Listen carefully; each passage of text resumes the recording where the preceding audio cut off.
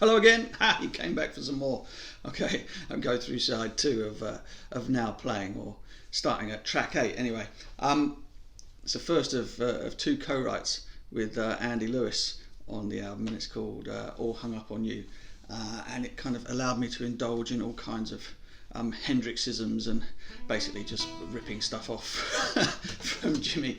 And the only reason I got a co-write on it was because of what Andy described as the sauciness of the na na na na na part that I added in the middle 8 when we were doing the vocal overdubs at Universal Studios in Fulham.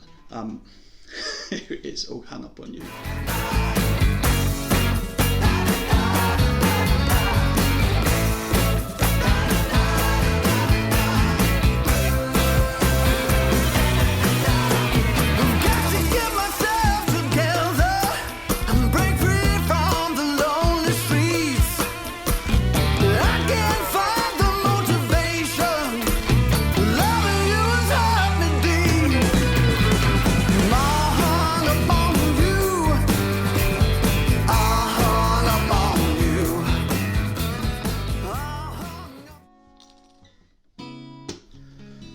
Yeah, track 2, side 2, is The Candle That Lit the Fuse.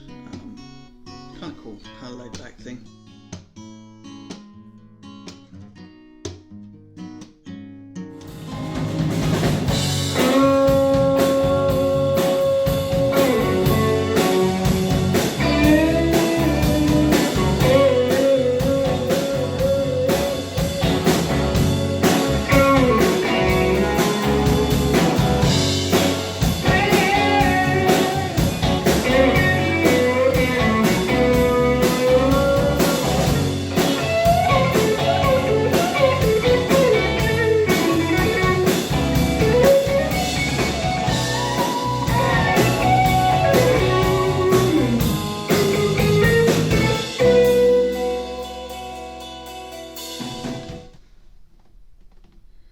What's there to say about it, really? I don't know. It's just got a vibe. Third track on side 2 is another one of Andy's songs. A great track called You Picked a Fine Time. Again, it's a co-write because it didn't have a middle 8, or it didn't have lyrics for the middle 8 anyway, so I came up with this sort of falsetto idea of you never loved me, you never cared, you didn't need me, and I'm so scared, you leave me on, it's all a game, now it's over and I'll never be the same. So there was that, and then Pete and I sort of opened up what we call Pete and Butch's Indian takeaway with all kinds of weird and wonderful sitar sounds or whatever for the outro. It's a great laugh, the entire track, and we released it as a digital single. I don't know, probably about 3 months or so after the album came out in 2019. You picked a fine time to tell me you were messing with my mind, not really loving me, just trying to be kind. Now you say it's over and your love was all pretend, but we were good together, something more than just good friends. And the more I think about it, the more I hope you'll see that there's no one in this whole world who will love you quite like me. Oh yeah. Next up is a song called Ray. It's my granddad's name. Oh no.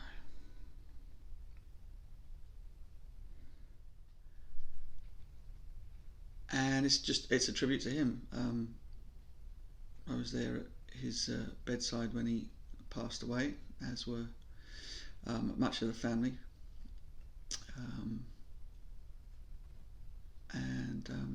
Yeah, he was a silent hero. Very deep within, there was so much love inside. Yeah, yeah, yeah, yeah, yeah, yeah. Yeah, you were the sign.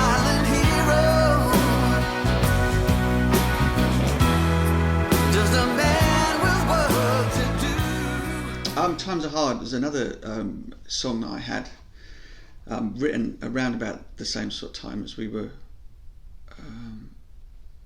putting out songs from the Son House. Hence, it has that sort of a more bluesy feel, perhaps, than some of the stuff on the record. I played the track live actually with the old Mark Butcher band, but I'd never recorded it. But on this recording, Pete plays some beautiful sort of jazz inflected rhythm stuff on the guitar, and Alex's piano playing is stellar. Those glittering prizes of silver and gold may as well be a universal weight. And now you're left standing with all their taxes and love. Only one of them's yours to give away.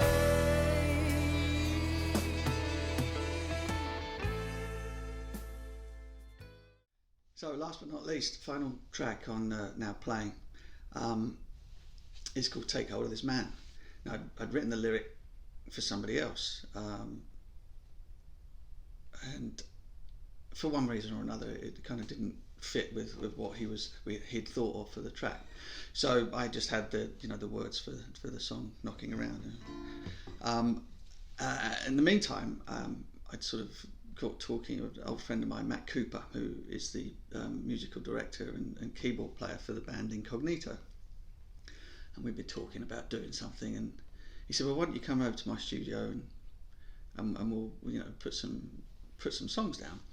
And so I brought this lyric with me and showed it to him. And within sort of like 15 minutes, he'd sort of knocked out this arrangement of what would become Take Hold of This Man. Brilliant, danceable, really, really fabulous track. I stuck a guitar solo on it, and what else would you do? And thought nothing else of it. Anyway, it was that demo, Matt Cooper and I, that I sent to Eddie Pillar of Acid Jazz Records, who loved it. People in the office couldn't guess who it was. I mean, why would they think it was a former cricket player? And from that moment on, he put me in touch with Andy Lewis, who brought along Pete Twyman, and that is how the entire project got underway.